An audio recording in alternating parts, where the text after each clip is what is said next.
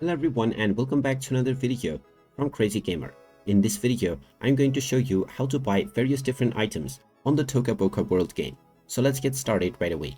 First of all, open up the Toca Boca World game on your device, and once you open it up, you will be taken into the main menu.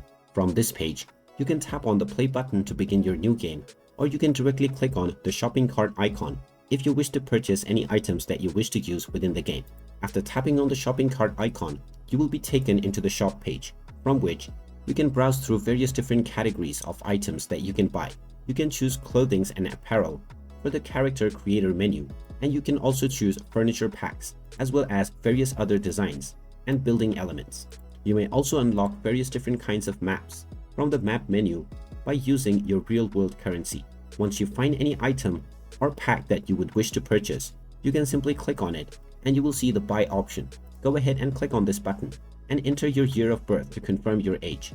After entering this, you will now be able to use your credit or debit card in order to complete this purchase. If you don't already have one added onto your account, then you can click on the add button and proceed forward with your credentials.